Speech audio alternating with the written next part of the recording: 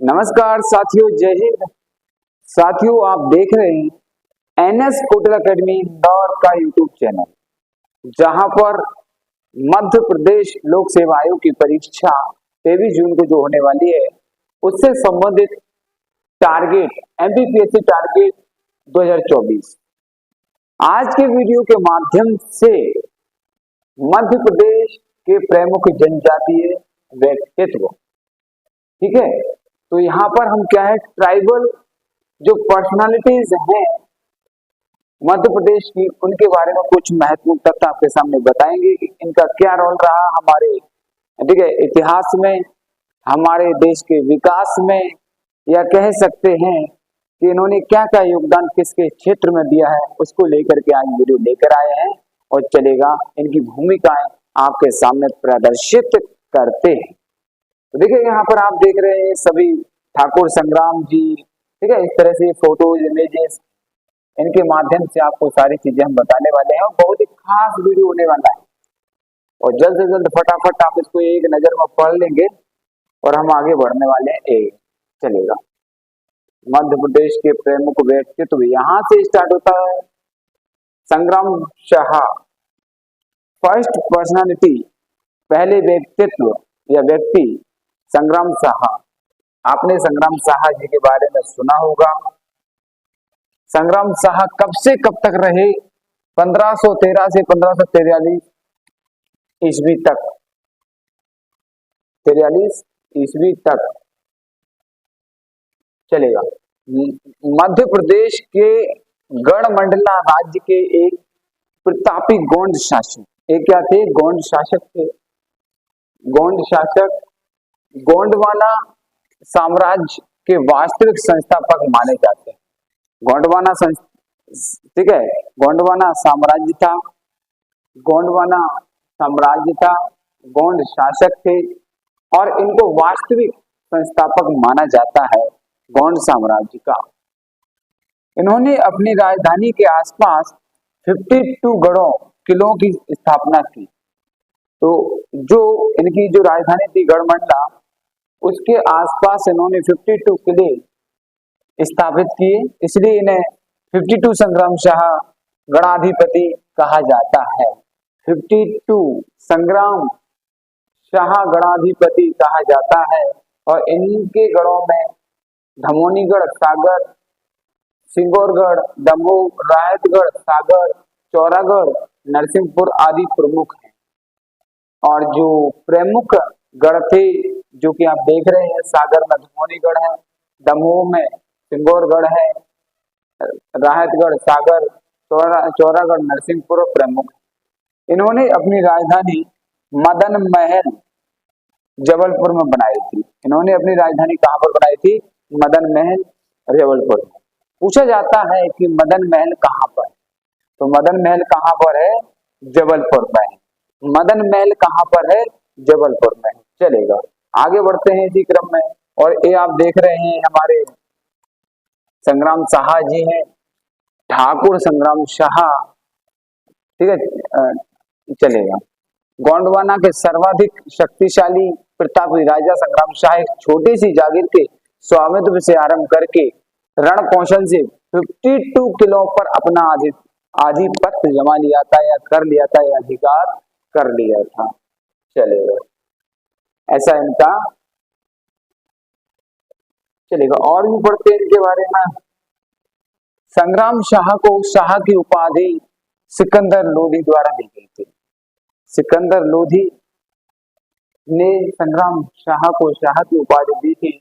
इन्होंने रस रत्नमाला नामक ग्रंथ की रचना की है। संग्राम शाह ने रस रत्नमाला,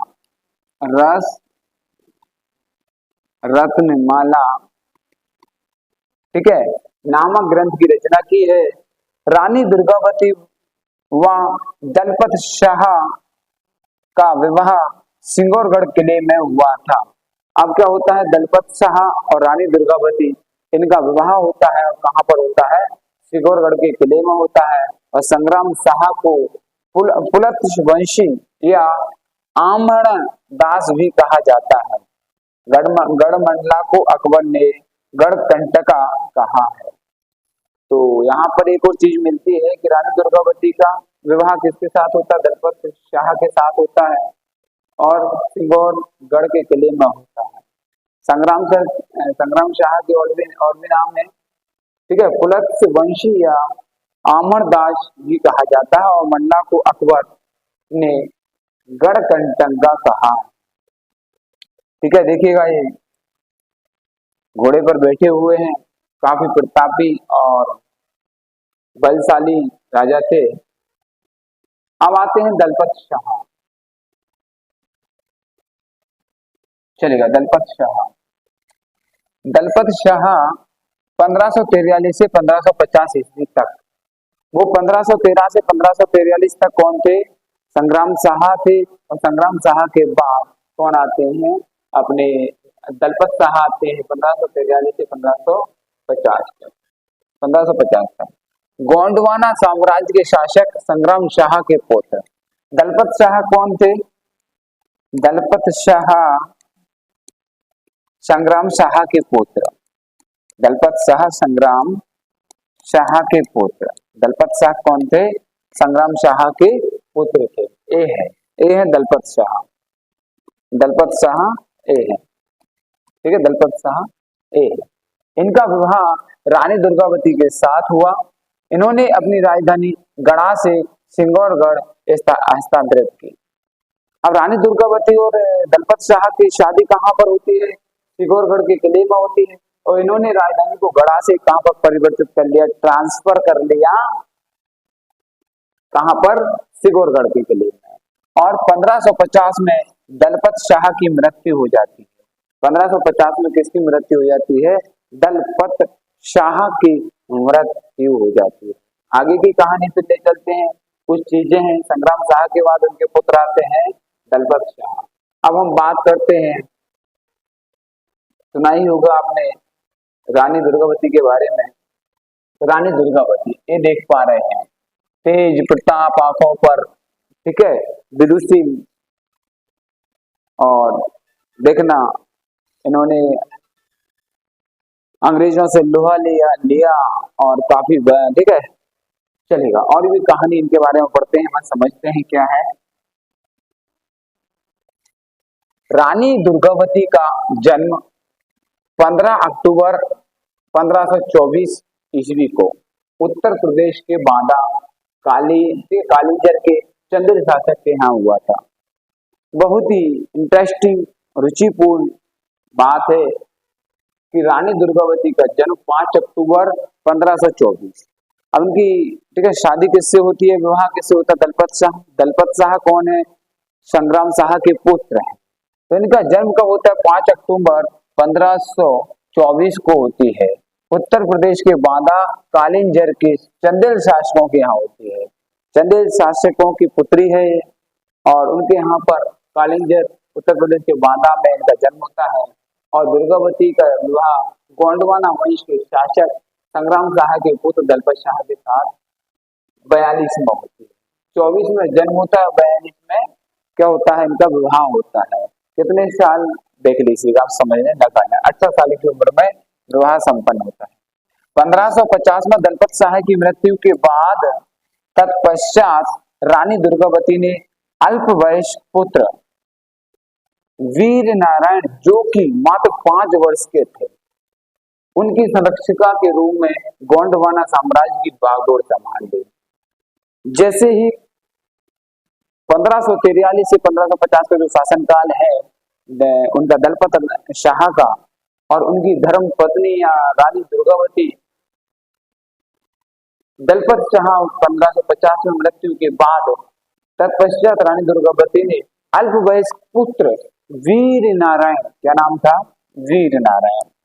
वीर नारायण जो कि मात्र 5 साल के थे, उनकी संरक्षक, ठीक है, संरक्षिका के रूप में, अब संरक्षण भी देना है, संरक्षिका के रूप में गोंडवाना साम्राज्य की बागडोर संभाली। रानी दुर्गावती ने चौरागढ़ किले को अपनी राजधानी बनाया। पहले गढ़ामंडला राजधानी थी, संग्राम शाह के समय में गढ़ामंडला राजधानी थी। फिर उन्होंने सिगौरगढ़ राजधानी बनाई। दलपत शाह ने श्रीगौरगढ़ और रानी दुर्गावती ने चौरागढ़ किले को अपनी राजधानी बना ली। किसको? चौरागढ़। चौरागढ़ किले को राजधानी बना ली। गढ़ामंडला संग्राम शाह, श्रीगौरगढ़ दलपत शाह और चौरागढ़ की राजधानी किसने? रानी दुर्गावती ने अपने पति की मृत्यु के बाद, ठीक है, वीर नारायण की संरक्षिका के रूप में गोंडवाना साम्राज्य की बागडोर संभालते ही चौरागढ़ किले को अपनी राजधानी बना लिया। ऐसी ऐसी विदुषी, ठीक है, महिलाएं या, ठीक है, इस तरह से हमारी वीरांगना रही है रानी दुर्गावती। ठीक है, चलेगा आगे और कंटिन्यू इनके बारे में पढ़ते हैं। आप देखिएगा, सारी चीजें आप देख सकते हैं। रानी दुर्गावती द्वारा कुशलता पूर्वक शासन करते हुए संपूर्ण साम्राज्य में शांति, व्यापार एवं सद्भावना को बढ़ावा दिया गया।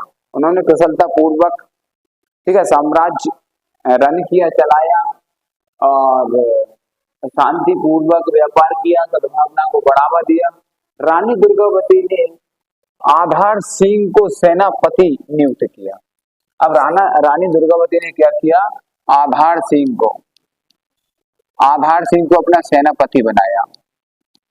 आधार सिंह को अपना सेनापति बनाया और रानी दुर्गावती ने मालवा शासक, ध्यान से सुनना, एक काफी स्मरणीय तथ्य है, परीक्षा की दृष्टि से काफी महत्वपूर्ण। रानी दुर्गावती ने आधार सिंह को अपना सेनापति बना लिया और मालवा के शासक बाज बहादुर को पराजित कर अपनी वीरता का प्रदर्शन किया। उस समय मालवा का शासक बाज बहादुर हुआ करते थे और उनको पराजित कर वीरता का प्रदर्शन किया। रानी दुर्गावती द्वारा अनेक जन कल्याणकारी कार्य, कुएं, तालाब, बावड़ी, सराय निर्माण, चेरीताल, आधार ताल, सेनापति के नाम पर रानी ताल आदि बन पाए। इन्होंने जन कल्याणकारी कार्य किए, कुएं, तालाब, बावड़ी, सराय निर्माण, चेरीताल, आधार ताल, सेनापति के नाम पर, रानी आदि के नाम पर, इस तरह की कल्याणकारी योजनाएं या कल्याणकारी कार्य अपने साम्राज्य के क्षेत्रों में किए।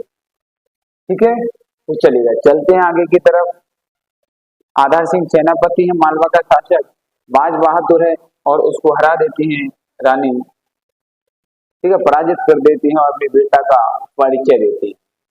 आगे क्या होता है देखिएगा, यहाँ पर आगे की कहानी आपको ले चलते हैं। साहित्य के संरक्षक हेतु मैथिल विद्वान महेश ठाकुर को, अब साहित्य के संरक्षण हेतु, साहित्य के क्षेत्र में, ठीक है, मैथिल विद्वान कौन थे? महेश ठाकुर थे, जो साहित्य के अच्छे ज्ञाता थे। साहित्य, ठीक है, साहित्य के क्षेत्र में काफी कुछ अच्छा कर रहे थे उस समय पर, तो उनको संरक्षण देने के उद्देश्य महेश ठाकुर को राजाश्रय प्रदान किया और महेश ठाकुर ने तत्व चिंतामणि की रचना की। साहित्य को संरक्षण देने के उद्देश्य, पर्पस से, भावना से, ठीक है, मैथिल विद्वान महेश ठाकुर को राजाश्रय प्रदान किया और महेश ठाकुर ने उसी दौरान क्या? तत्व चिंतामणि नाम की कृति की रचना की और रानी दुर्गावती के समय में गोंड क्षेत्र इतना समृद्धशाली था कि आईने अकबरी के अनुसार जब रानी दुर्गावती का शासनकाल चल रहा था, साम्राज्य पर, ठीक, आसीन थी, तो उस समय गोंड क्षेत्र की समृद्धि इतनी ऊंचाई पर थी, सुप्रीम पोजीशन पर थी। तो और उस समय की जो गाथा थी, उस समय की जो उनकी प्रसिद्धि थी, आईने अकबरी के अनुसार जनता अपना कर स्वर्ण मुद्राओं में चुकाया करती थी। देखिएगा कितना समृद्धशाली राज्य था, क्षेत्र था, और जो जनता थी उस समय पर टैक्स स्वर्ण मुद्राओं में चुकाया करती थी। इससे पता कर सकते हैं, जब टैक्स किसी राज्य में, किसी साम्राज्य में अगर स्वर्ण मुद्राओं के रूप में आता है तो उस राज्य से, उस साम्राज्य से शक्तिशाली, ठीक है, आर्थिक रूप से, राजनीतिक रूप से सामाजिक रूप से और कोई राज्य, ठीक है, मजबूत नहीं हो सकता है, चुकाया करते थे। रानी दुर्गावती ने मुगल सम्राट अकबर की अधीनता स्वीकार करने से इनकार कर दिया। अब क्या आता है, अकबर, ठीक है, मुगल सम्राट अकबर का एक वो आता है, पत्र आता है कि आप हमारी अधीनता स्वीकार कर लें, तो उन्होंने मना कर दिया, अधीनता स्वीकार करने से इनकार कर दिया और अपमानजनक जीवन जीने की अपेक्षा सम्मान पूर्वक मरना पसंद किया। तो क्या हुआ, उन्होंने कहा कि मैं औपनिवेश नहीं रह सकती, किसी का गुलाम नहीं रह सकती हूँ, किसी के अधीन नहीं रह सकती हूँ, किसी को परतंत्र रूप से नहीं रह सकती हूँ, ठीक है। अब उन्होंने कहा अपमानजनक जीवन जीने की अपेक्षा सम्मान पूर्वक मरना बेहतर है। तो देखिएगा, बिल्कुल उन्होंने कहा कि आप हमारे अधीनता स्वीकार कर लें तो आपको किसी प्रकार का कोई खतरा नहीं रहेगा। तो अकबर की बिल्कुल अधीनता स्वीकार करने से मना कर दिया और उन्होंने कहा मैं युद्ध करते करते मरना पसंद करती हूँ, लेकिन किसी की अधीनता स्वीकार नहीं करूंगी। अकबर द्वारा गोंडवाना पर विजय के उद्देश्य से सेनापति आसफ खां को भेजा गया। ठीक है, अब क्या हुआ, हाथी पर चढ़कर सेनापति आता है आसफ खां, ठीक है। तो अकबर ने कहा चलो आप स्वीकार नहीं करते हैं तो अब युद्ध होता है। तो अकबर द्वारा गोंडवाना पर विजय प्राप्त करने के उद्देश्य से सेनापति आसिफ खां को भेजा गया तथा रानी दुर्गावती एवं आसिफ खां के मध्य 6 युद्ध हुए, जिसमें से 5 में रानी की विजय हुई। अब आसिफ खां आया, सेना लेकर आया, सेनापति के रूप में नियुक्त किया गया अकबर की सेना का, ठीक है, सेनापति था।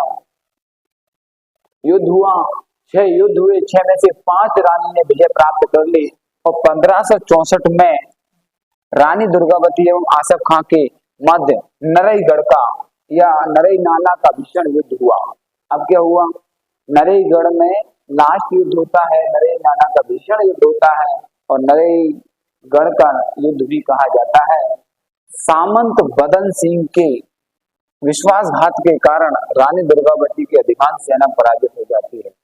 अब आपको पता है कि विश्वासघात उस समय पर चरम सीमा पर था और ऐसे कई हमारे साम्राज्य जो कि दूसरे मुगल साम्राज्यों में, ठीक है, मिल गए थे या उनकी अधीनता स्वीकार कर ली थी। कारण क्या था, इसी तरह की भीतरघात या विश्वासघात के कई नमूने देखने को मिलते हैं। इसी एक नमूना आपके सामने दिख रहा है कि सामंत बदन सिंह के विश्वासघात के कारण रानी दुर्गावती की अधिकांश सेना पराजित हो गई, क्योंकि उसने अकबर का साथ दे दिया और रानी के साथ विश्वासघात किया और पराजित हो गई। रानी बुरी तरह घायल हो जाती है तथा उन्होंने दुश्मन के हाथों मरने की अपेक्षा स्वयं अपना खंजर निकालकर घोंप लिया और उन्होंने अपना खुद का खंजर निकाला और खुद ही खंजर निकाल करके यह 24 जून 1564 को वीर गद्दी को प्राप्त हो गई। 24 जून 1564 को वीर गद्दी को प्राप्त हो गई और 24 जून को आपका पेपर होने वाला है एमपीपीएससी का। एमपीपीएससी का पेपर है आपका 24 जून को। तो ठीक है, 24 जून 1564 को वीर गद्दी को प्राप्त हो गई। पहले घायल हो जाती है, उन्होंने दुश्मन के हाथों मरने की अपेक्षा, ठीक है, स्वयं अपना खंजर निकाल कर घोंप लिया और मृत्यु लोक को पधार गए 24 जून को उनकी वीरगति को प्राप्त हो गए। चलेगा। और जन्म का आपको पता ही है कब हुआ था जन्म, ये है देखो, हाँ 5 अक्टूबर 1524, 40 साल की उम्र में उनकी, ठीक है, वीरगति को प्राप्त होने की जो तिथि है वो आपके सामने है। चलेगा, नेक्स्ट आगे चलते हैं, कंटिन्यू। उनकी शहादत 24 जून बलिदान दिवस के रूप में मनाई जाती है और 24 जून क्या है, 24 जून रानी दुर्गावती का बलिदान दिवस कहलाता है, कहा जाता, मनाया जाता है। रानी दुर्गावती की समाधि बरेला ग्राम जबलपुर में अवस्थित है। पूछा जाता है कि रानी दुर्गावती की समाधि कहाँ पर है, बरेला ग्राम, कहाँ पर है, बरेला ग्राम जबलपुर में स्थित है। रानी दुर्गावती का शासनकाल गौड़ साम्राज्य का स्वर्ण युग कहा जाता था। रानी दुर्गावती का शासनकाल जो था उस समय का स्वर्ण युग कहा जाता था। नई नाला युद्ध को संग्रामपुर युद्ध भी कहा जाता है, क्योंकि युद्ध दमोह और जबलपुर मार्ग पर संग्रामपुर गांव के पास हुआ था। क्या होता है, दमोह और जबलपुर के बीच में एक संग्रामपुर का गांव है, और ये नरई, ठीक है, नरई नाला युद्ध हुआ था। इसी में 5 युद्ध हुए, और 5 युद्ध में 6 युद्ध हुए। 5 में रानी ने अकबर की सेनापति, ठीक है, आसिफ खां की सेना को, आसिफ खां को धूल चटा दी थी, ठीक है, उसको घुटने टेकने पर मजबूर कर दिया था। लेकिन आखिर क्या हुआ, ठीक है, इसमें एक हमारे ही विश्वासघाती चेहरा नाम, जो कि आपने अभी सुना था, ठीक है, विश्वासघात सामंत बदन सिंह ने विश्वासघात की, और उसी का नतीजा रानी 6वें युद्ध में परास्त हो जाती है, घायल हो जाती है, और उसी के परिणाम स्वरूप उन्होंने दुश्मन के हाथों से मरने की अपेक्षा खुद अपना खंजर निकाला, घोंप लिया, और वीर गति को प्राप्त हो जाती है। इनको कहते हैं हमारी वीरांगनाओं की शक्तियां, उनके साम्राज्य का नाम चलेगा। अब क्या हुआ, ठीक है, वीर नारायण। अब कौन वीर नारायण की बात करते हैं, उनके पुत्र सुपुत्र के वीर नारायण रानी दुर्गावती का पुत्र थे। इन्होंने नरई नाला युद्ध में रानी दुर्गावती के साथ भाग लिया था।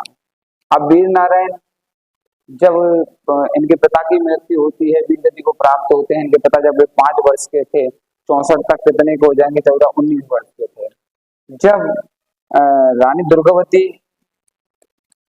दुर्गावती वीर गति को प्राप्त होती हैं, तब ये मात्र 19 साल के थे। कितने साल के थे, मात्र 19 वर्ष के थे वीर नारायण।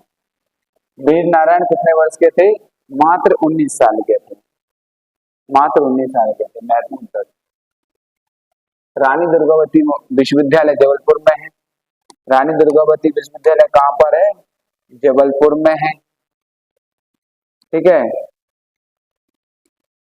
चलो आगे बढ़ते हैं, कंटिन्यू। महत्वपूर्ण तथ्य जो कि परीक्षा की दृष्टि से काफी इंपोर्टेंट है, चलेगा।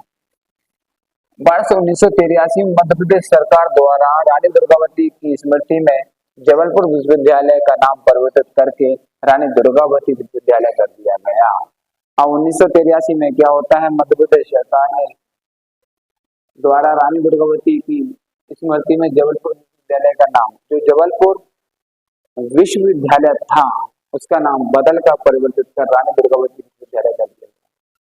उनके सम्मान में जबलपुर जंक्शन और जम्बूद्वीप के मध्य चलने वाली ट्रेन का नाम, अब जबलपुर जंक्शन और जम्बूद्वीप, जम्मू कश्मीर तक चलने वाली ट्रेन का नाम रानी दुर्गावती एक्सप्रेस रखा गया। और ट्रेन का नाम रानी दुर्गावती एक्सप्रेस रखा गया, जो कहां से कहां तक चलती है, जबलपुर, ठीक है, जबलपुर जंक्शन से जम्मूद्वीप के बीच में मध्य चलने वाली ट्रेन है Rani Durgavati express. Rani Durgavati express Jabalpur airport, जिसे डुमना एयरपोर्ट कहा जाता है, उनका परिवर्तित नाम रानी दुर्गावती एयरपोर्ट कर दिया गया। पहले जबलपुर एयरपोर्ट, जिसे डुमना नाम से जाना जाता था, और मध्य प्रदेश सरकार ने इसका नाम भी बदलकर रानी दुर्गावती एयरपोर्ट रख दिया गया। भारतीय तटरक्षक ने जुलाई 2018 में तीसरा इंशोर पेट्रोल वेसल IVPICGS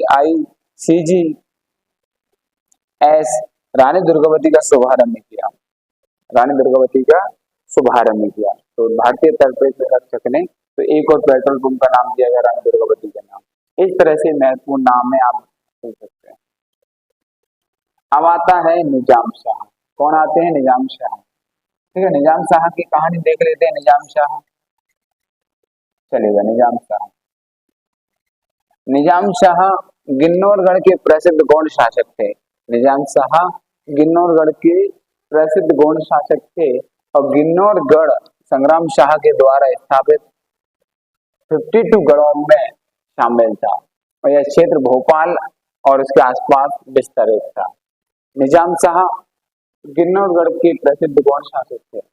अब जो गिन्नौरगढ़ है, गिन्नौरगढ़ का एक किला है, और इसका प्रसिद्ध शासक कौन था? निजाम शाह। निजाम शाह। और जिस तरह से संग्राम शाह ने 52 गढ़ों किलों की स्थापना की थी, और यह क्षेत्र भोपाल और उसके आसपास स्थापित है, विस्तारित है। ओके, चलेगा। निजाम शाह का विवाह सलकनपुर रियासत के राजा कृपाल सिंह सरोतिया की पुत्री कमलापति के साथ हुआ। अब निजाम शाह का विवाह होता है सलकनपुर के रियासत के राजा कृपाल सिंह। सलकनपुर की रियासत थी, उसके एक राजा थे कृपाल सिंह सरोतिया की पुत्री कमलापति के साथ विवाह होता है। और निजाम शाह की 7 पत्नियां थी। निजाम शाह की कितनी वाइफ थी? 7। ठीक है, 7 पत्नियां थी। निजाम शाह ने 1720 में एक 7 मंजिला भवन महल का निर्माण करवाया। निजाम शाह ने 1720 में क्या करता है? 7 मंजिला भवन का निर्माण करवाया, और प्रत्येक मंजिल पर एक एक पत्नी को वहां पर, ठीक है, अपनी अपनी, ठीक है, वहां पर एक एक मंजिल दे दिया गया।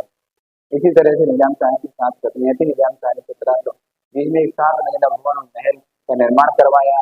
निजाम शाह का भतीजा आलम शाह बाड़ी का शासक था। अब निजाम शाह का भतीजा आलम शाह था और ये बाड़ी का शासक था। और निजाम शाह गिरनौरगढ़ के प्रसिद्ध गौड़ शासक था, और गिरनौरगढ़ के किले का क्या था? एक, ठीक है, शासक था। चलेगा। और इसका भतीजा आलम शाह बाड़ी का शासक था। वह निजाम शाह के साम्राज्य के हड़पना चाहता था, और उसका ही भतीजा आलम शाह निजाम शाह का शासक या साम्राज्य को अपनी तरफ या अपने क्षेत्र में मिलाना चाहता था या हड़पना चाहता था। और आलम शाह द्वारा निजाम शाह को भोजन पर आमंत्रित किया, और भोजन में जहर मिला देने के कारण निजाम शाह की मृत्यु हो जाती है। अब उसका भतीजा आलम शाह ने क्या चाल चली, क्या हड़प नीति की, ठीक है, नियत खराब की, और अपने चाचा निजाम शाह को आलम शाह ने भोजन पर आमंत्रित किया, और आमंत्रण के दौरान भोजन में जहर मिला दिया, और जहर जैसे ही जहर मिला हुआ भोजन निजाम शाह को परोसा गया, और खाते ही उनकी मृत्यु हो जाती है। तो भोजन मिला देने के कारण निजाम शाह की मृत्यु हो जाती है, और निजाम शाह चले जाते हैं, और भतीजा आलम शाह इस तरह। अब रानी कमलापति। रानी कमलापति क्या है? सलकनपुर के, ठीक है, रियासत के राजा की पुत्री थी, और निजाम शाह की पत्नी थी। 7 पत्नियां थी। ठीक है, चलेगा, 7 पत्नियां थी। और अब रानी कमलापति। रानी कमलापति गिरनौरगढ़ के प्रसिद्ध गौंड वंश की रानी एवं वीरांगना थी। ठीक है, गौंड वंश की शासक कौन था? निजाम शाह। उसकी पत्नी थी, और वीरांगना थी, और रानी थी। पति निजाम शाह की मृत्यु के पश्चात वह पुत्र नवल शाह। अब निजाम शाह का पुत्र कौन हुआ? निजाम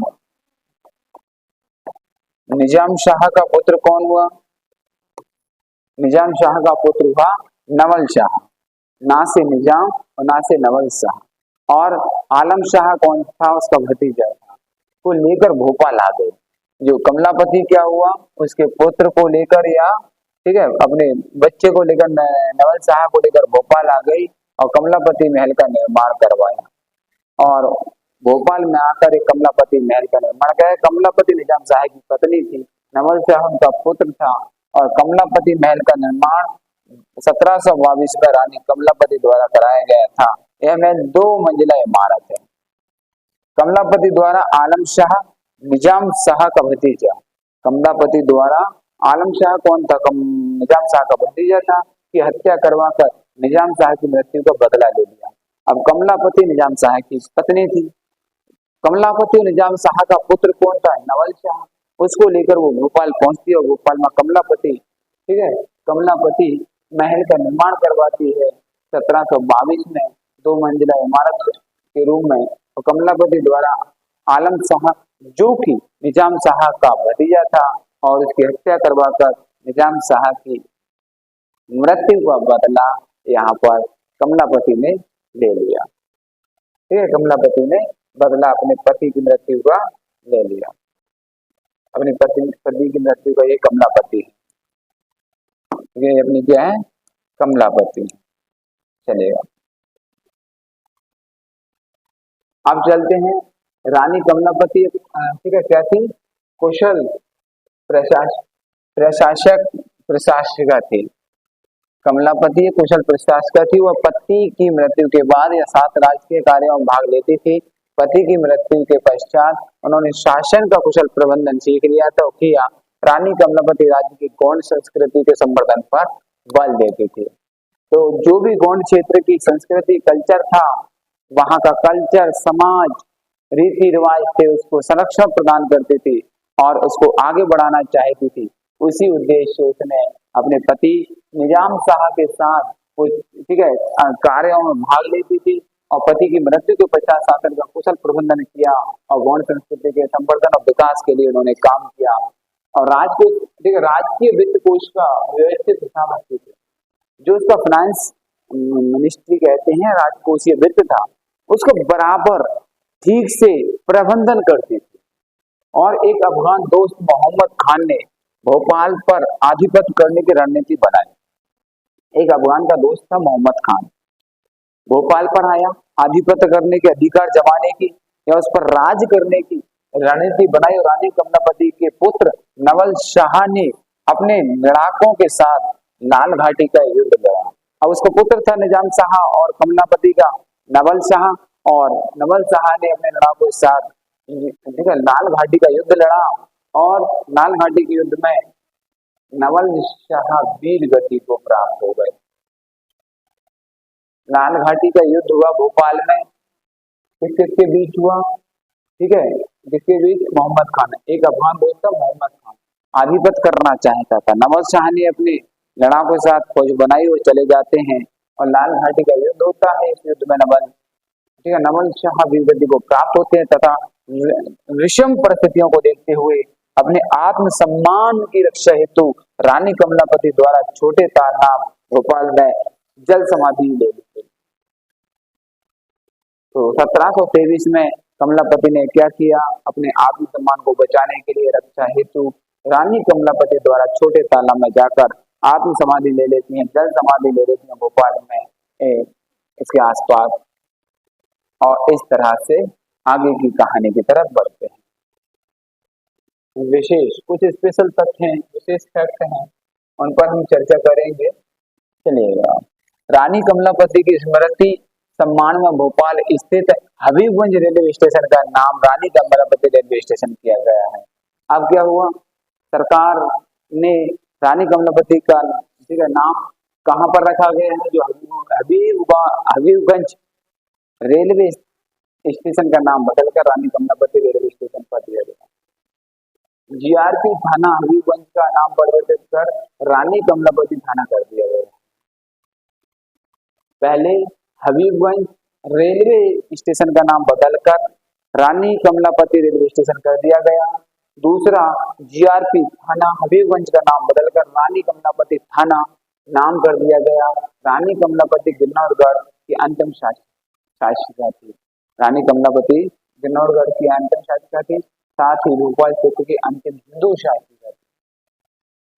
भोपाल क्षेत्र की अंतिम हिंदू शासिका थी। भोपाल क्षेत्र की अंतिम, मध्य प्रदेश की लेक सिटी भी कहा जाता है। चलिए, भोपाल महत्वपूर्ण तथ्य, गिन्नौरगढ़ किले का निर्माण राजा उदयवर्धन ने 13वीं शताब्दी में करवाया था। पुनर्निर्माण निजाम शाह द्वारा किया गया था। अब क्या होता है, जो गिन्नौरगढ़ का किला है, पूछा जाता है परीक्षा की दृष्टि से, जो भी मध्य प्रदेश के एग्जाम्स हैं, परीक्षा होती हैं, उनमें सब में पूछा जाता है। गिन्नौरगढ़ के किले का निर्माण उदयवर्धन ने करवाया 13वीं शताब्दी में, और इसका पुनर्निर्माण निजाम शाह ने करवाया। यह किला तोतों के किले के लिए प्रसिद्ध। एक प्रश्न पूछा था कि गिन्नौरगढ़ का किला किसके लिए प्रसिद्ध है। गिन्नौरगढ़ का किला किसके लिए प्रसिद्ध है, तोते के लिए प्रसिद्ध है। गिन्नौरगढ़ का किला किसके लिए प्रसिद्ध है, तोतों के लिए प्रसिद्ध है। ठीक है, तोतों के लिए प्रसिद्ध है। गिन्नौरगढ़ किला वर्तमान में मध्य प्रदेश के रायसेन जिले में अवस्थित है। 3 चीजें यहाँ पर समझना। गिन्नौरगढ़ का किला तोते के लिए प्रसिद्ध है, कहाँ पर, रायसेन जिले में अवस्थित है। गौड़ शासक स्वयं को रावण वंशी भी कहते थे। जो गौड़ शासक हैं वो अपने आप को रावण के वंश का मानते थे। और गौड़ वंश का संस्थापक यादव राय यदुराय 664 ईस्वी के समय मंडला क्षेत्र में गौड़ साम्राज्य की स्थापना करके गया था। गौड़ वंश का संस्थापक देखिए यदुराय 664 ईस्वी में मंडला क्षेत्र के गौड़ साम्राज्य की स्थापना करके गया था। इस तरह की कहानी आप चलो। गिन्नौरगढ़ कहाँ पर है? रायसेन में। गिन्नौरगढ़ क्या है? तोतों के लिए फेमस किला है। और गिन्नौरगढ़ का निर्माण किसने करवाया था बताइएगा। गिन्नौरगढ़ का निर्माण किसने करवाया था? जल्दी से फटाफट। निजाम शाह ने उसका क्या करवाया था? उदय वर्मन ने गिन्नौरगढ़ के किले का निर्माण करवाया। निजाम शाह ने उसका क्या किया? पुनर्निर्माण करवाया। पुनर्निर्माण करवाया। पुनर्निर्माण करवाया। गौड़ शासक मदन सिंह द्वारा मदन महल जबलपुर का निर्माण करवाया गया। मदन महल का निर्माण मदन सिंह ने करवाया। राजा हृदय शाह, चंद्र शाह, प्रेम शाह व अन्य महत्वपूर्ण गौड़ शासक थे। और गौड़ शासक कौन कौन थे? हृदय शाह,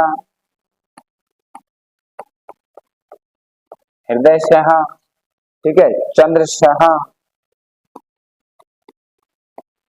शाह और प्रेम शाह, ये भी वहां के शासक रहे हैं। ठीक है, हृदय शाह, चंद्र शाह, प्रेम शाह। हृदय शाह द्वारा बघेले महल का निर्माण करवाया गया। ध्यान रखना, मदन महल मदन शाह ने करवाया, बघेली महल हृदय शाह ने करवाया, और रामनगर अभिलेख में गौड़ राजाओं की वंशावली वर्णित है। रामनगर में एक अभिलेख है, उसमें सभी गौड़ वंश के राजाओं की वंशावली है। गौड़ शासक मधुकर शाह ने पीतल के सिक्के चलवाए थे। मधुकर शाह ने पीतल के सिक्के चलवाए थे। कौन से? पीतल के सिक्के चलवाए थे। मधुकर शाह ने क्या करवाया था? पीतल के सिक्के चलवाए थे।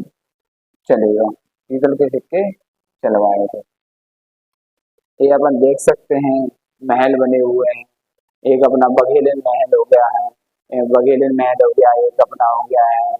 ठीक है, बघेलिन महल के साथ साथ एक और हो गया मदन महल हो गया है। ठीक है, चलेगा, मदन महल। ये सब कहाँ पर है? जबलपुर में। नरेंद्र शाह मंडला किले का निर्माण कराया और राजधानी मंडला स्थानांतरित की। मंडला के किले का निर्माण किसने करवाया? नरेंद्र शाह ने करवाया। मंडला के किले का निर्माण किसने करवाया? नरेंद्र शाह ने करवाया।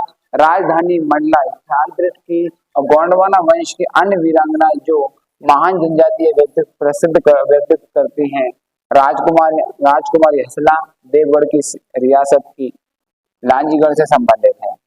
रानी पद्मावती मरावी संग्राम शाह की पत्नी। रानी पद्मावती मरावी संग्राम शाह की पत्नी। राजकुमारी देवकुंवर उइके कुशल शासक संचालन किया। देवगढ़ को राजधानी बनाया किसने? राजकुमारी देवकुंवर ने। और रानी सुंदरी मरावी राजा हृदय शाह की पत्नी। रानी सुंदरी मरावी राजा हृदय शाह की पत्नी, और संगीत कला में बहुत प्रवीण और कुशल और कह सकते हैं कौशलपूर्ण थे। ठीक है, ये देखिएगा, चलेगा। तो नरेंद्र शाह ने क्या करवाया? मंडला के किले का निर्माण करवाया। मंडला का किला है। ठीक है, चलेगा।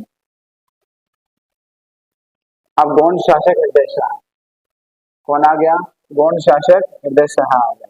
गौड़ शासक हृदय शाह आ गया। गौड़ शासक हृदय शाह आ गया। रामनगर नामक नगर बसाया तथा उसे राजधानी बनाया। हृदय शाह आ गया। हृदय शाह ने क्या किया? आपको पता है, बघेलिन महल बनवाया। हृदय शाह ने बघेलिन महल बनवाया। बघेलिन महल किसने बनवाया? हृदय शाह ने बनवाया। किसने? हृदय शाह ने बनवाया। बघेलिन महल हृदय शाह ने बनवाया। और रामनगर ठीक है, रामनगर नामक नगर बसाया, उसे अपनी राजधानी बनाया। तो मंडला से राजधानी रामनगर कौन ले गया? हृदय शाह ले गया। इसने क्या? बघेलिन महल बनवाया और रामनगर का संस्कृत अभिलेख 1667 1667 में स्थापित किया गया और दल बादल महल निर्मित, ठीक है, दल बादल महल निर्मित किया और संग्राम एडा शाह ने क्या बादल महल निर्मित किया रामनगर। महत्वपूर्ण तथ्य, रानी कमलापति संग्रहालय भोपाल में अवस्थित है। रानी कमलापति संग्रहालय कहाँ पर? भोपाल में है। रानी कमलापति की समाधि छतरपुर में। छतरपुर में क्या है? कमलापति की समाधि। कमलापति की समाधि कहाँ पर है? छतरपुर में। संग्रहालय कहाँ पर है? भोपाल में। रेल रोको आंदोलन बादल भाई द्वारा 1930 में चलाया गया था। रेल रोको आंदोलन, ठीक है, रेल रोको आंदोलन बादल भाई द्वारा चलाया गया था और बादल महल का निर्माण करवाया गया। कहाँ पर करवाया गया? रामनगर का संस्कृत अभिलेख में स्थापित किया और वहीं पर बादल महल का निर्माण करवाया। रामनगर राजधानी किसने बनाया? शासक, ठीक है, शासक एडा शाह ने 1635 से 71 तक शासन रहा और उसने राजधानी बनाया और वकील महल का निर्माण भी संग्राम शाह ने करवाया। रानी कमलापति संग्रहालय भोपाल में है। रानी कमलापति की समाधि छतरपुर में है और रेल रोको आंदोलन बादल भाई द्वारा चलाया गया था। अब आते हैं प्रमुख सांस्कृतिक कला एवं सामाजिक व्यक्तित्व। अब आते हैं, ठीक है, सामाजिक प्रमुख सांस्कृतिक प्रमुख, ठीक है, प्रमुख सांस्कृतिक कला एवं सामाजिक व्यक्तित्व, ठीक है, सामाजिक व्यक्तित्व चलेगा। भील जनजाति के महान चित्रकार हैं भूरी भाई, ठीक है। अब बात आते हैं भूरी भाई। भूरी भाई कौन है? किससे संबंधित है? कह सकते हैं चित्रकारी से संबंधित हमारी माता बहन है और जो भील जनजाति की महान चित्रकार है। भूरी भाई का जन्म झाबुआ में हुआ था। भूरी भाई क्या है? महान चित्रकार है, भील जनजाति की है, जन्म झाबुआ में होता है। भूरी भाई पिथौरा चित्रकला की प्रसिद्ध चित्रकार है। भूरी भाई है पिथौरा चित्रकला की, बस इतना ध्यान रखना है, पिथौरा चित्रकला की प्रसिद्ध चित्रकार है। पिथौरा चित्रकला की प्रसिद्ध चित्रकार है। विशेषता, चित्रकारी हेतु कागज कैनवास का उपयोग करने वाली पहली भीली चित्रकार भूरी बाई। जो कागज है, कैनवास है, तो उपयोग करने वाली पहली भीली महिला चित्रकार भूरी बाई है। चित्रों के लिए कागज कैनवास का उपयोग करने वाली पहली भीली चित्रकार भूरी बाई। तो ध्यान रखना, पिथौरा चित्रकला की प्रसिद्ध कलाकार कौन है? भूरी बाई। भूरी बाई कौन है? भूरी बाई है। संबंधित चित्र क्षेत्र, संबंधित चित्र क्षेत्र देखो, इन्होंने राष्ट्रपति सम्मान तक लिया। वन एवं वृक्ष, पशु पक्षी, पोशाक, गहने, भील, देवी देवताओं के चित्र आदि संबंधित चित्रकारी करते हैं। अब इन्होंने किसके क्षेत्र में चित्रकारी की है?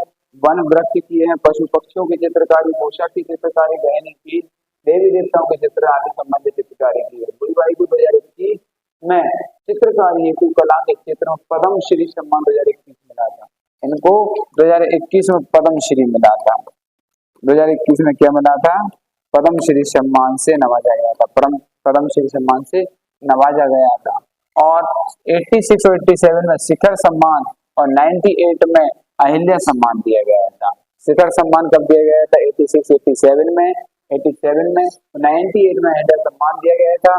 भूरी बाई की पुस्तक डॉटेड लाइन्स में उनकी आत्मकथा चित्रकारी का वर्णन किया गया। उनकी पुस्तक कौन सी है? भूरी बाई की डॉटेड लाइन, ठीक है, डॉटेड लाइन उनकी पुस्तक है, डॉटेड लाइन, और जिसमें उनकी आत्मकथा और चित्रकारी का वर्णन प्रदर्शित किया गया है।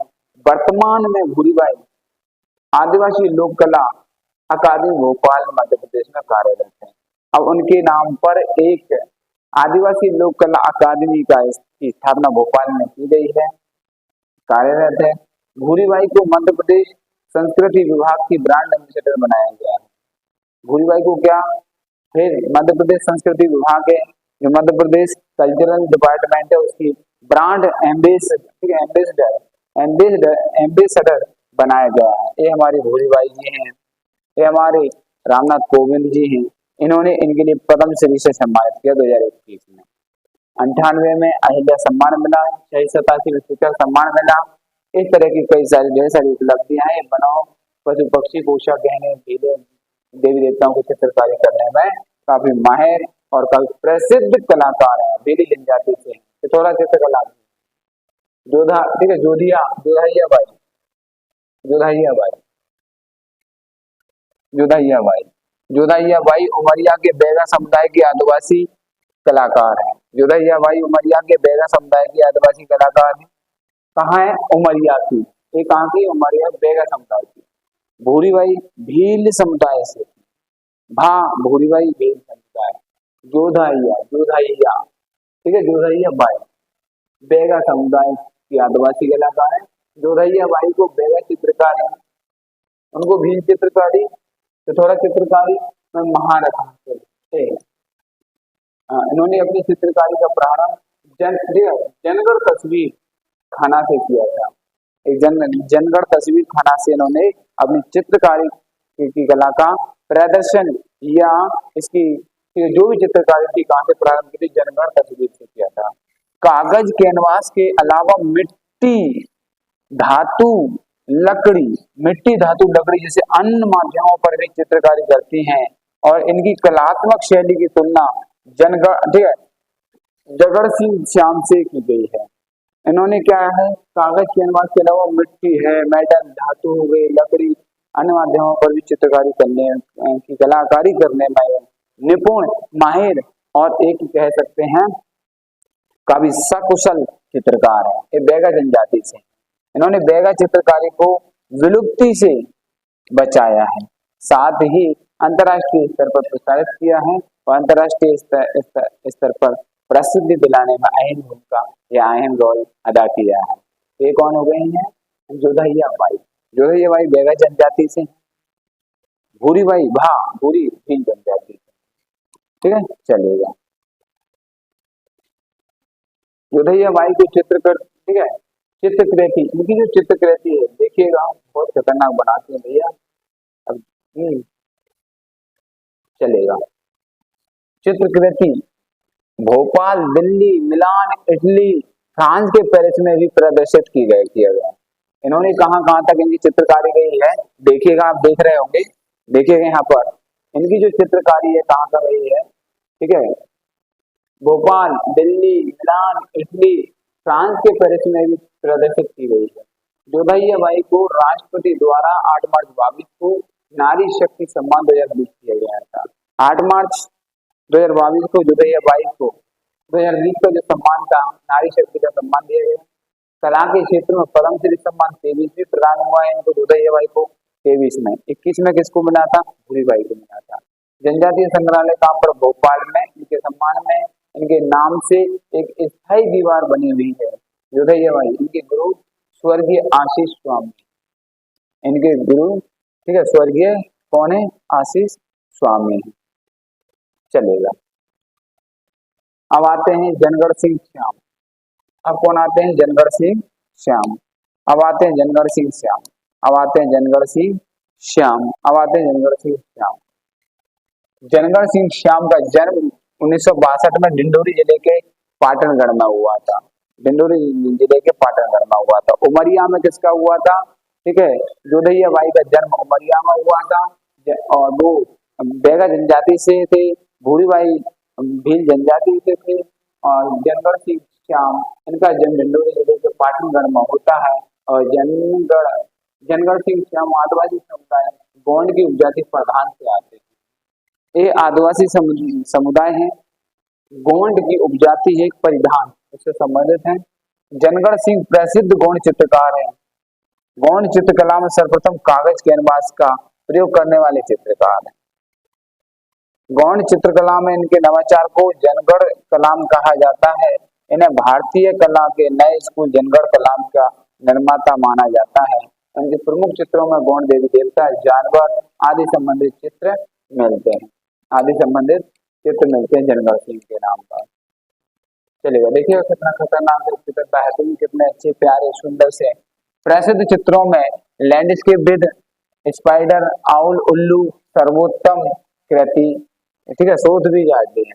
जनगण जनगण सिंह श्याम ने मध्य प्रदेश की विधानसभा, विधान भवन, भारत भवन, भोपाल के गुम्बद के अंदरूनी हिस्सों पर इसको चित्रित किया है।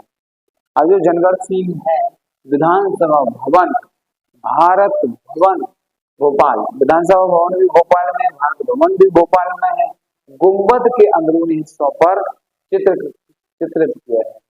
चित्रकारी को नया आयाम दिया, जनजातीय चित्रकारी को विदेशों तक प्रसारित किया। चित्रकारी के क्षेत्र में इन्हें जापान, दक्षिण अफ्रीका, पेरिस में सम्मानित किया गया। चित्रकारी के क्षेत्र में इनको जापान, अफ्रीका, पेरिस में सम्मानित किया गया। चलिए, सम्मानित किया जनगण सिंह। देखो इनकी चित्रकारी, इनकी चित्रकारी देखिएगा। चलेगा, पेरिस में मैजिशियंस डेलाटेरे नवासी उनकी उल्लेखनीय प्रदर्शनी है। पेरिस में मैजिशियंस डेलाटेरे नवासी उनकी उल्लेखनीय प्रदर्शनी है। ए उल्लेखनीय प्रदर्शनी है, देखो ए बनाई हुई है। इसका नाम क्या है? मैजिशियन डेलाटेरे नवासी उनकी उल्लेखनीय प्रदर्शनी। वर्ष 86 में शिखर सम्मान से सम्मानित किया गया। हर्वे पेड्रियोल के अनुसार उनकी प्रारंभिक कृतियां एक दुर्लभ आदिम शक्ति को दर्शाती हैं एवं अंतिम कृतियां शानदार ग्राफिक निपुणता को। 2001 में जापान में स्थित मिथिला संग्रहालय में उनका देहावसान हो गया। और क्या हुआ? मिथिला संग्रहालय था उनका, वहां पर देहावसान हो गया। और इस तरह से उनकी कहानी यहाँ तक चल पड़ी। अब बात करते हैं ननकुशिया श्याम। ये आते हैं ननकुशिया श्याम, गोंड कलाकार चित्रकार है। ननकुशिया श्याम जनगण सिंह श्याम की पत्नी है। क्या है ननकुशिया श्याम? ठीक है, जनगण की पत्नी है। इन्होंने जनगण कलाम को आगे बढ़ाने का कार्य किया है। ननकुशिया कलाम जो थी, श्याम थी, वो जनगण कलाम की पत्नी थी। उन्होंने उनकी चित्रकारी को आगे बढ़ाने का काम किया। फिर वेंकट रमन सिंह श्याम, इनका जन्म मंडला में हुआ। इनका जन्म कहाँ पर हुआ? मंडला में। वेंकट रमन सिंह श्याम, वेंकट रमन सिंह प्रसिद्ध गौड़ चित्रकार है। मंडला में जन्म होता है, गौड़ चित्रकार है। इन्होंने अपनी चित्रकारी में एक्रेलिक रंगों का प्रयोग किया है। एक्रेलिक रंगों का प्रयोग किया है। एक्रेलिक रंगों का प्रयोग किया है। फिर आते हैं भज्जू श्याम। फिर आते हैं भज्जू श्याम, चलेगा। फिर आते हैं भज्जू श्याम, भज्जू श्याम, चलेगा। भज्जू श्याम एक प्रसिद्ध जनजाति चित्रकार है। इनका जन्म मध्य प्रदेश के ढिंडोरी में होता है। भज्जू श्याम का कहाँ पर होता है? ढिंडोरी में इनका जन्म होता है। भज्जू श्याम गौड़ जनजाति के प्रधान समुदाय से आते हैं। चित्रकारी विशेष ज्ञान है। जनगण सिंह श्याम के समकालीन, ये भी क्या है? उनके समकालीन है। किसके? जनगण सिंह, ठीक है, जनगण सिंह श्याम के समकालीन, जनगण सिंह श्याम के समकालीन। दुर्गाबाई व्याम, दुर्गाबाई व्याम, ओके, दुर्गाबाई व्याम ने राष्ट्रपति सम्मान दिया। दुर्गाबाई का जन्म मध्य प्रदेश ढिंडोरी में हुआ, गौड़ जैन परिवार में हुआ। दुर्गाबाई आदिवासी महिला कलाकार है। गौड़ चित्रकला, भित्ति चित्रकला में महारत हासिल है। गौड़ चित्रकला, भित्ति चित्रकला में इनको क्या है? महारत हासिल है। दुर्गाबाई चित्रकारी के क्षेत्र के देवी देवता, नदियां, वृक्ष, दिवाली उत्सव चित्र बनाती हैं। और दुर्गाबाई अपनी प्रसिद्ध डिघना कला के लिए प्रसिद्ध है। यह कला शादियों एवं फसल के त्योहार पर की आंतरिक व बाहरी दीवारों, फर्श पर ज्यामितीय पैटर्न को चित्रित करने की कला है। त्योहार पर घर की आंतरिक व बाहरी दीवारों और फर्श पर ज्यामितीय पैटर्न को चित्रित करने वाली कला है। तो चलेगा, इस तरह से जनजातीय कला के क्षेत्र में इन्होंने अभूतपूर्व योगदान दिया है। दुर्गाबाई व्याम, मध्य प्रदेश के डिंडोरी में जन्म होता है। गौड़ जनजाति परिवार में हुआ। दुर्गाबाई आदिवासी महिला कलाकार है जिन्हें गौड़ चित्रकला, भित्ति चित्रकला में महारत हासिल है। दुर्गाबाई चित्रकारी की क्षेत्र में इस तरह की चित्रकारी करती है।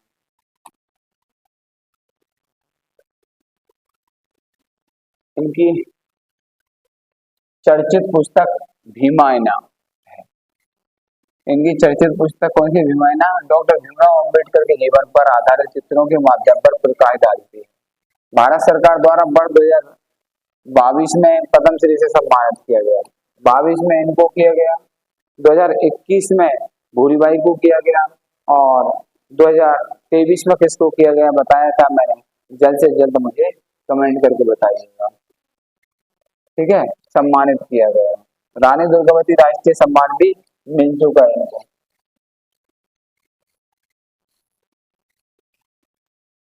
प्रसिद्ध चित्रकार जनगढ़ सिंह श्याम उनके चचेरे भाई थे। उनके जनगढ़ सिंह श्याम उनके चचेरे भाई थे। चित्रकार भज्जू श्याम के साथ पुस्तक the night life of trees की रचना की है। इन्होंने चित्रकार भज्जू श्याम के साथ मिलकर के पुस्तक the night life of trees की रचना की थी। चलेगा। नर्मदा प्रसाद टेकम, नर्मदा प्रसाद टेकम, नर्मदा प्रसाद टेकम गौड़ जनजाति के चित्रकार हैं। 2006 में शिखर सम्मान मिला है। ठीक है, टेकाम जी गौड़ जनजाति के चित्रकार, 6 में शिखर सम्मान। प्रेमा फाल्या या प्रेमा फात्या, प्रेमा फात्या, प्रेमा फाल्या या प्रेमा फात्या। ठीक है, प्रेमा फात्या, प्रेमा फात्या चलेगा। प्रेमा फात्या विश्व प्रसिद्ध आदिवासी चित्रकार, जन्म झाबुआ के चंद्रशेखर आजाद नगर में हुआ। भीलों की विश्व प्रसिद्ध चित्रकला पिथौरा कला चित्रकला, भीलों की एक चित्रकला पिथौरा चित्रकला, उसके चित्रकार है। सर्वश्रेष्ठ चित्रकार प्रेमा फाल्या है। पिथौरा चित्रकला को पिथौरा के नाम से भी जाना जाता है। प्रेमा फाल्या को 86 में शिखर सम्मान मिला, 17 में तुलसी सम्मान मिला इनको। ठीक है, 86 में शिखर सम्मान, 17 में तुलसी सम्मान मिला और गया। इस प्रसिद्ध भील चित्रकार का वर्ष 2020 में निधन हुआ। और ठीक है, इनका जो अपने प्रेमा फात्या है, प्रेमा फाल्या है, इनकी मृत्यु हो जाती है। ठीक है, मृत्यु हो जाती है कब? 2020 में। शांता भूरिया, शांता भूरिया,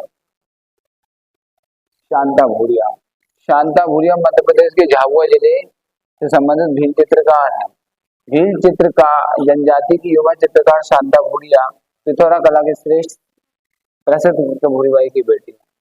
और एक इसकी बेटी है प्रसिद्ध चित्रकार भूरीबाई की, पिथौरा कला की चित्रकार शांता भूरिया भूरीबाई की पुत्री है। कमिला वारिया, कमला वारिया मध्य प्रदेश के झाबुआ की रहने वाली युवा भील चित्रकार है। जनजातीय संग्रहालय भोपाल में इनकी प्रदर्शनी लिखंदरा दीर्घा में लगाई गई है। और कमला वारिया प्रसिद्ध चित्रकार भूरीबाई की पुत्र वधू है। ये कौन है? पुत्र वधू। भूरीबाई के पुत्र की बहू है, ये पत्नी है। और ये शांता भूरिया उनकी बेटी है। शांता भूरिया भूरीबाई की बेटी है और कमला वारिया उनकी पुत्र वधू है, उनकी पुत्र वधू है। चलेगा, उनकी पुत्र वधू। अब आता है शांतिबाई मरावी। शांतिबाई मरावी, शांतिबाई मरावी का जन्म मध्य प्रदेश के डिंडोरी जिले में हुआ। शांतिबाई मरावी जनजाति की प्रसिद्ध गोदना कलाकार है। एक गोदना कलाकार 2019 में अहिल्याबाई सम्मान मिला, निधन 20 में हो गया, निधन 20 में हो गया शांतिबाई मरावी। अर्जुन सिंह धुर्वे, अर्जुन सिंह धुर्वे, अर्जुन सिंह धुर्वे मध्य प्रदेश के डिंडोरी जिले में बैगा चक्र में रहने वाले जनजातीय कलाकार, बैगा जनजाति के प्रभावी नृत्य कलाकार। इस नृत्य में बैगा समुदाय के लोग हाथी घोड़े के मुखौटे पहनकर नृत्य करते हैं। अर्जुन सिंह धुर्वे बैगा समुदाय के पहले स्नातकोत्तर डिग्री धारक व्यक्ति। इन्हें वर्ष 93-94 में तुलसी सम्मान मिला। 2018 में संगीत नाटक अकादमी पुरस्कार से सम्मानित किया गया अर्जुन सिंह धुर्वे को। और भारत सरकार द्वारा इन्हें 22 में पद्मश्री से सम्मानित किया गया। और अर्जुन सिंह ध्रुव पेशे से शिक्षक रहे हैं और इनकी एक पुस्तक है जो बैगा गीत प्रसिद्ध है, बैगा गीत प्रसिद्ध है।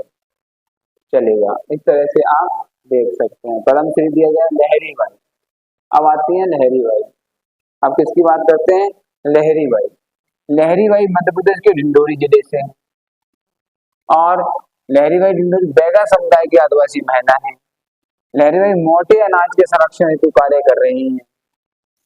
सलहार, सावा, चीना, कोदो, कुटकी, रागी के साथ साथ बाजरे 150 से अधिक किस्मों को संरक्षित किया है और किस्मों का संरक्षण बीज बैंक में किया गया है। तो ये ठीक है, बीजों के अनाजों की किस्मों को, मोटे अनाजों की किस्मों को संरक्षित करने वाली बहुत ही ठीक है प्रसिद्ध कलाकार वो है, ठीक है, भंडारण कर रही हैं, संरक्षण कर रही हैं, संरक्षिका है लहरी बाई। और पहुंच अति के आगे लहरी बाई श्री अन्य बीज बैंक की ब्रांड एम्बेसडर है। लहरी बाई क्या है? अन्य बैंक बीज बैंक की ब्रांड एम्बेसडर है। मध्य प्रदेश का गौरव मिलेट क्वीन कहा जाता है इनको, मध्य प्रदेश का गौरव या मिलेट क्वीन कहा जाता है। अन्न संरक्षण हेतु राष्ट्रपति द्वारा 2021-22 का पादप जीनोम संरक्षक किसान सम्मान दिया गया। प्रधानमंत्री द्वारा लहरी बाई के कार्यों की सराहना की गई और अन्य मोटे अनाजों को कहा जाता है श्री अन्न किसको कहा जाता है? मोटे अनाजों को कहा जाता है। इसके संरक्षण हेतु राष्ट्रपति ने 21-22 का पादप जीनोम संरक्षण किसान सम्मान दिया। लहरी बाई के कार्यों की सराहना की गई है। ठीक है लहरी बाई जी, आपने बहुत अच्छा काम किया। ये देखो सब संरक्षण प्रदान कर रहे हैं। चलेगा, प्रमुख राजनीतिक सामाजिक जनजातीय व्यक्ति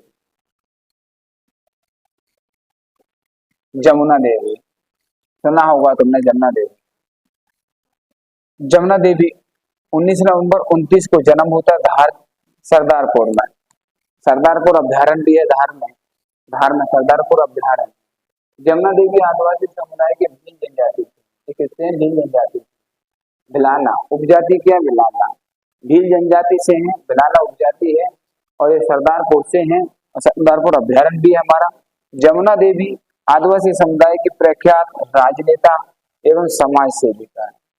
ये राजनेता भी हैं और समाज सेविका भी है, ये समाज सेविका भी है और राजनीति, ठीक है, राजनीति में भी राजनेता भी है। 52, 52 और 57 में मध्य भारत विधानसभा की सदस्य रही है। विधानसभा की सदस्य रही है। 29 में जन्म होता है, 52 से 57 में जमुना देवी विधानसभा की सदस्य रही है मध्य भारत की। चलिएगा, मध्य भारत के और ठीक है मध्य भारत के 62 और 67 1962 और 67 में झाबुआ से लोकसभा सांसद बनी। झाबुआ से क्या होता है? लोकसभा सांसद बनती हैं और 78 से 81 तक राज्यसभा सदस्य रहे। ठीक है, 52 से 57 तक विधानसभा की सदस्य रही मध्य भारत की और 62 से 67 तक झाबुआ से लोकसभा सदस्य रही है और तब से 78 से 81 तक राज्यसभा सांसद रही। 1993 में मध्य प्रदेश सरकार में मंत्री रही तथा 1998 में दिग्विजय सिंह की सरकार में उप मुख्यमंत्री रही। जमुना देवी को उप मुख्यमंत्री बनाया गया। 98 में 13 में मध्य प्रदेश सरकार मंत्री रही, फिर उप मुख्यमंत्री रही। उन्हें मध्य प्रदेश की पहली महिला उप मुख्यमंत्री बनने का गौरव प्राप्त।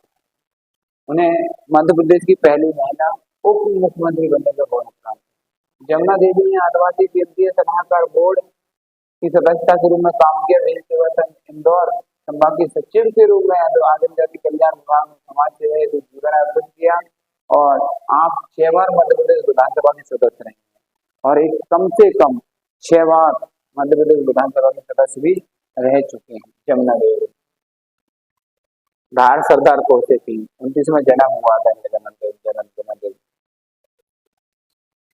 16 दिसंबर 3 से 11 दिसंबर 8 तक मध्य प्रदेश की 12वीं लोक विधानसभा की नेता प्रतिपक्ष भी रही। ठीक है, कब से कब तक? 3 से 8 तक। और 13वीं विधानसभा मध्य प्रदेश में पुनः निर्वाचित हुई, किंतु कैंसर के कारण पद पर रहते 24 सितंबर 2010 को उनका निधन हो गया और यमुना देवी को बुआ जी के नाम से पुकारा जाता था। राजा नरेश चंद्र का जन्म 1908 में हुआ। छत्तीसगढ़ के सारंगढ़ रायगढ़ रियासत राज्य के राजा थे। राजा नरेश चंद्र क्या थे? जन्म उनका 1908 में होता है। छत्तीसगढ़ के सारंगढ़ रायगढ़ क्षेत्र के रियासत के राज्य के राजा थे। 48 में अपने राज्य का विलय भारत संघ में किया और राजा नरेश चंद्र ने 1948 में अपने राज्य का विलय किया भारत संघ में और तत्कालीन मध्य प्रदेश का हिस्सा बन गए। तत्कालीन मध्य प्रदेश के हिस्सा बन गए। तत्कालीन मध्य प्रदेश के हिस्सा बन गए। कौन? राजा नरेश चंद्र। राजा नरेश चंद्र 1948-49 में नैनपुर में आयोजित आदिवासी सम्मेलन की अध्यक्षता की। 52 में पंडित रविशंकर शुक्ल की कैबिनेट में मंत्री रहे। और ठीक है, और जो रामचंद्र शुक्ल थे, पंडित रविशंकर शुक्ल थे, उनकी कैबिनेट के मंत्री थे। मध्य प्रदेश की चतुर्थ विधानसभा में 13 मार्च 1969 से 25 मार्च 1969 तक मात्र 13 दिनों तक अल्प समय के लिए मध्य प्रदेश के मुख्यमंत्री भी रहे। ये क्या है? राजा नरेश चंद्र। राजा नरेश चंद्र 13 दिनों तक मध्य प्रदेश के राजा नरेश चंद्र मध्य प्रदेश के मुख्यमंत्री रहे। कब से? 25 मार्च, ठीक है, 13 मार्च से 25 मार्च तक। वह मध्य प्रदेश के प्रथम आदिवासी मुख्यमंत्री थे। 87 में उनका देहावसान हो गया। नरेश चंद्र प्रतापी गौंड शासक थे। वो व्यक्ति के अनुसार छठे और क्रम के अनुसार मध्य प्रदेश के 7वें मुख्यमंत्री थे। व्यक्ति के अनुसार छठे और क्रम के अनुसार मध्य प्रदेश के 7वें मुख्यमंत्री थे। और देख रहे हैं नरेश चंद्र। शिव भानु सिंह सोलंकी। शिव भानु सिंह सोलंकी। शिव भानु सिंह सोलंकी। शिव भानु सिंह सोलंकी प्रमुख आदिवासी नेता, धार क्षेत्र से विधानसभा सदस्य रहे। 80 में अर्जुन सिंह सरकार में उप मुख्यमंत्री रहे, साथ ही वित्त मंत्रालय में काम किया, संभाला। वित्त मंत्रालय को संभाला। चलिए, वित्त मंत्रालय को संभाला कौन? ठीक है, शिव भानु सिंह। कहाँ से थे? ये धार क्षेत्र से थे, विधानसभा के सदस्य रहे। 80 में अर्जुन सिंह सरकार में उप मुख्यमंत्री रहे और वित्त मंत्रालय संभाला। जब 84 में जो अपना 2-3 दिसंबर 84 में मिथाइल आइसोसाइनाइड गैस का रिसाव हुआ था, उस समय पर भोपाल गैस कांड त्रासदी हुई थी, उस समय पर भी अर्जुन सिंह थे। और 80 में अर्जुन सिंह मुख्यमंत्री थे। उप मुख्यमंत्री के रूप में कौन थे? ये हमारे सोलंकी जी थे, शिव भानु सिंह सोलंकी। और ये वित्त मंत्रालय के मिनिस्टर थे। मध्य प्रदेश के दूसरे उप मुख्यमंत्री तथा प्रथम आदिवासी उप मुख्यमंत्री रहे। मनावर धार के विधानसभा सदस्य 7 बार मनावर के विधायक रहे। धार मनावर से 7 बार विधायक रहे। पिता सूरज भान सिंह सोलंकी भी 2 बार सांसद रहे।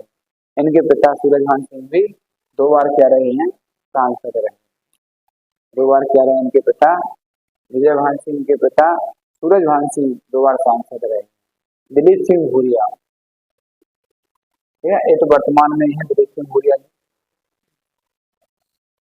भूरिया जी का जन्म 44 में झाबुआ समुदाय में हुआ।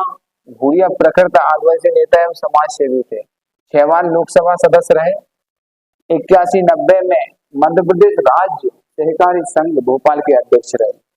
बहुत बढ़िया, अध्यक्ष रहे। तो राष्ट्रीय सहकारी संघ नई दिल्ली के अध्यक्ष भी रहे। अध्यक्षता में तेंदुपत्ता नीति पर एक कमेटी बनाई गई, संगठित की गई और जिसकी सिफारिश पर तेंदुपत्ता नीति लागू हुई। वो कौन थे? ये दिलीप सिंह भूरिया जी थे। कौन थे? दिलीप सिंह भूरिया जी थे। और दिलीप सिंह भूरिया का मुख्य योगदान पैसा अधिनियम में रहा है। 94 में इनकी अध्यक्षता में भूरिया समिति का गठन पंचायती राज व्यवस्था के अनुसूचित क्षेत्रों में लागू करने की दिशा में यह समीक्षा हेतु बनाया गया था। दिलीप सिंह भूरिया जी के। 96 में भूरिया समिति की सिफारिश पर पैसा अधिनियम लागू किया गया। क्या हुआ 1996 में भूरिया समिति की सिफारिश पर पैसा एक्ट लागू किया गया और 98 और 2001 के बीच राष्ट्रीय अनुसूचित जनजाति अनुसूचित जनजाति आयोग की अध्यक्ष है। 1998 से लेकर 2001 तक एक क्या हुआ राष्ट्रीय अनुसूचित जाति अनुसूचित जनजाति आयोग के अध्यक्ष भी रहे। और भूरिया का नारा क्या था, ना लोकसभा ना विधानसभा, सबसे ऊंची ग्राम सभा। तो ये कहते थे तो ना तो लोकसभा ना विधानसभा और सबसे ऊंची ग्राम सभा। सही है, जब ग्राम स्तर पर गांव स्तर पर लोकल क्षेत्रों में काम अच्छा होगा, विकास अच्छा होगा, ठीक है, स्वच्छता की राजनीति होगी, तो कह सकते हैं ना लोकसभा ना विधानसभा सबसे ऊंची ग्राम सभा। इसके अनुसार गांव वालों ग्राम सभा के पहले ना विधायक बदल सकता है, ना सांसद, ना राष्ट्रपति। 15 में इनका निधन हो गया और 2015 में स्वर्गवास को पधार जाते हैं और इनकी भूमिका राजनीति में काफी उच्च वर्ग की रही है। कांतिलाल भूरिया जी, नाम सुना होगा, काफी प्रसिद्ध नाम है। कांतिलाल भूरिया का जन्म 50 में हुआ, 50 में हुआ, झाबुआ में हुआ। कांतिलाल भूरिया जी का जन्म कहाँ हुआ, झाबुआ में होता है। और भूरिया जी आदिवासी समुदाय के नेता, समाज सेवी हैं। 98, 99, 4 और 9 और 15 में रतलाम लोकसभा से निर्वाचित हुए। पहले क्या हुआ 98, 99 और 04 में झाबुआ से 3 बार, 98, 99, 2004, फिर 2009-15 में रतलाम लोकसभा से निर्वाचित 15वीं लोकसभा कैबिनेट के मंत्री। जनजातीय मामलों के केंद्रीय मंत्री रहे, केंद्रीय मंत्री भी रहे कांतिलाल भूरिया जी। और जनजातीय 93 में मध्य प्रदेश सरकार में भी कैबिनेट मंत्री रहे। 1993 में एक कैबिनेट मंत्री रह चुके हैं मध्य प्रदेश सरकार में कांतिलाल भूरिया जी। निर्मला भूरिया जी, निर्मला भूरिया जी का योगदान राजनीति में काफी बढ़ चढ़ कर रहा है। प्रसिद्ध राजनीतिक भूरिया का जन्म 68 में झाबुआ में हुआ। वह 5 बार 10वीं, 11वीं, 12वीं, 14वीं, 16वीं विधानसभा मध्य प्रदेश के सदस्य रहे। फैसलाबाद से विधायक है, अभी फैसलाबाद से विधायक है। निर्मला भूरिया वर्तमान में मोहन यादव मुख्यमंत्री मध्य प्रदेश की कैबिनेट में महिला एवं बाल विकास मंत्री है। ये वर्तमान में जो हमारी कैबिनेट है मोहन यादव की कैबिनेट है। फैसलाबाद से विधायक है, झाबुआ के फैसलाबाद में, जो अभी आपको पता होगा यहाँ पर पटाखा विस्फोट हुआ था तो फैसलाबाद में हुआ था। और वहीं की क्या है विधायक है निर्मला भूरिया, वर्तमान में मोहन यादव सरकार मुख्यमंत्री की कैबिनेट में महिला बाल विकास मंत्री। निर्मला भूरिया जनजातीय समाज की बेटी, समाज सेविका है और दिलीप सिंह भूरिया की बेटी है। और ये क्या है दिलीप सिंह भूरिया की बेटी है। तो राजनीति में इनकी अच्छी खासी पकड़ और समाज सेवक है, राजनीतिक है। संपतिया उइके का जन्म मध्य प्रदेश के मंडला में होता है। जनजाति परिवार में 67 में हुआ। आदिवासी समुदाय की ऐसी महिला है जिन्होंने सामर्थ्य संघर्ष के बल पर सीढ़ी दर सीढ़ी सफलता हासिल की। राजनीति में आने से पूर्व मजदूरी करती थी। 99 में ग्राम टिकरवारा मंडला की सरपंच बनी। 3 बार मंडला जिले की जिला पंचायत अध्यक्ष रही। पहले सरपंच बनती है, जिला पंचायत अध्यक्ष रहती है, 23 में विधानसभा सदस्य बनती है और वर्तमान में लोक स्वास्थ्य यांत्रिकी मंत्री की जो पद पर है, लोक स्वास्थ्य यांत्रिकी मंत्री के पद पर आसीन है, अब आता है अनसुईया उइके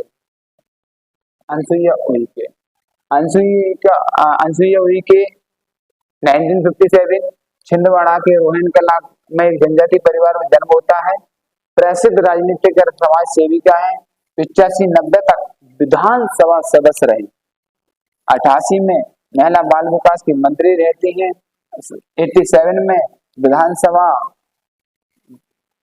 जागरूक विधायक सम्मान से पुरस्कृत किया गया।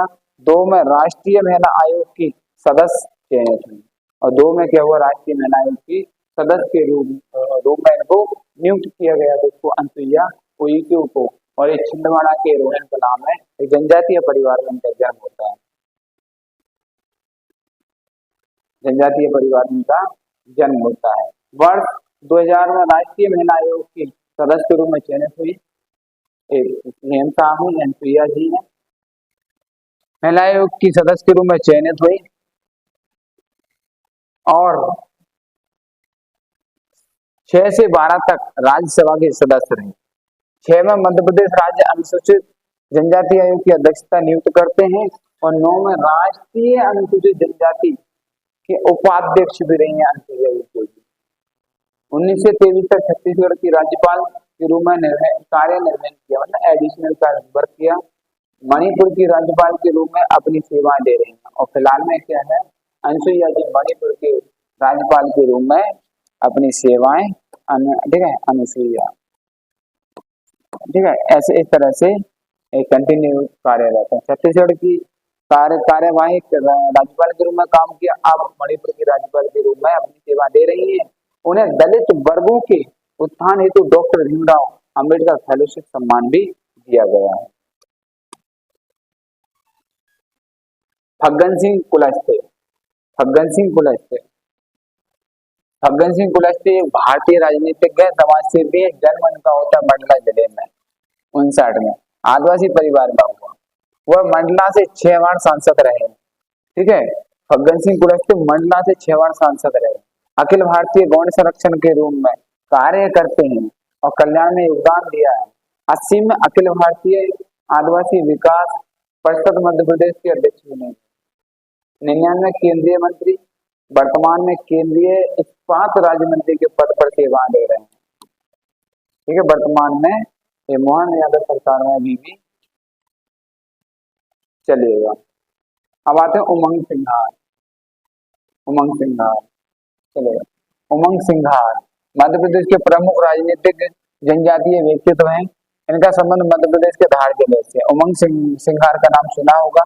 वर्तमान विधानसभा में नेता प्रतिपक्ष के पद पर है, नेता प्रतिपक्ष के उमंग सिंघार नेता प्रतिपक्ष के पद पर है, नेता प्रतिपक्ष के पद पर है, नेता प्रतिपक्ष के पद पर है, वर्ष 24, ठीक है। और मध्य प्रदेश की पूर्व उप मुख्यमंत्री जमुना देवी के भतीजे, और ये क्या है, पूर्व उप मुख्यमंत्री जमुना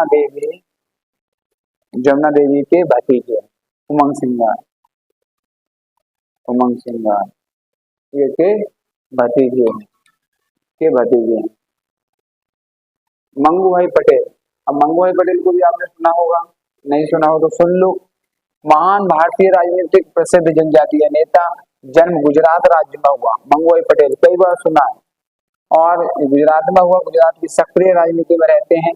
वर्तमान मध्य प्रदेश के माननीय राज्यपाल हैं, मध्य प्रदेश के माननीय राज्यपाल हैं, मध्य प्रदेश के माननीय राज्यपाल है मंगू भाई पटेल, मध्य प्रदेश के राज्यपाल है। मोहन यादव अभी मुख्यमंत्री, ठीक है। जन्म कब हुआ इनका, गुजरात में हुआ था, ठीक है, चलिए मंगू भाई पटेल। अब आता है हर्ष चौहान, महान राजनीतिज्ञ, जनजातीय व्यक्तित्व, निवासी इंदौर के निवासी हर्ष चौहान 1923 राष्ट्रीय अनुसूचित जनजाति आयोग के अध्यक्ष रहे। 1923 तक राष्ट्रीय जनजाति आयोग के क्या रहे, अध्यक्ष रहे हर्ष चौहान। बहुत बड़ा नाम है भैया जनजातीय समूह का। गजेंद्र सिंह राजू खेड़ा, ठीक है, राजू खेड़ी, इनका भी काफी अच्छा योगदान है। महान राजनीतिक प्रसिद्ध जनजातीय व्यक्तित्व, संबंध मध्य प्रदेश के रहा से। राज्य अनुसूचित जनजाति आयोग के अध्यक्ष रहे, ये भी क्या है, अनुसूचित जनजाति आयोग के अध्यक्ष रहे। अब आता मनीषा धुर्वे, अब आता मनीषा धुर्वे, मध्य प्रदेश होशंगाबाद की है। इटारसी की समाज सेविका एवं महिला उद्यमी है। इटारसी होशंगाबाद उद्यमी 23 में राष्ट्रीय जनजातीय गौरव सम्मान से विभूषित किया गया। और इस तरह से जनजातीय व्यक्तित्व के साथ जनजातीय राजनीति में जो महत्वपूर्ण योगदान दिया, अपना भूमिका अदा की, इस प्रकार के व्यक्तित्व के लिए मैं नमन और सलाम करता हूँ। जनजातीय समूहों के अधिकारों को और उनके विकास और उत्थान के लिए इन्होंने विभिन्न क्षेत्रों में अपना योगदान दिया। चित्रकारी, कलाकारी और राजनीति के क्षेत्र में अभूतपूर्व योगदान दिया और इसके लिए बहुत बहुत, ठीक है, बहुत बहुत आभारी हैं इन सबके। और इस वीडियो को पूरा देखने के लिए आपने योगदान दिया, उसके लिए बहुत बहुत धन्यवाद। Thank you so much. Video अच्छा लगे जनजातीय समूह के व्यक्तित्व का तो इस वीडियो को लाइक शेयर, चैनल को सब्सक्राइब करें और लास्ट में कमेंट करके जरूर बताइए वीडियो कैसा लगा, किस प्रकार का ठीक है वो कंटेंट था। इस प्रकार की हम आशा करेंगे आपके फीडबैक का इंतजार रहेगा। तब तक के लिए जय हिंद, जय भारत।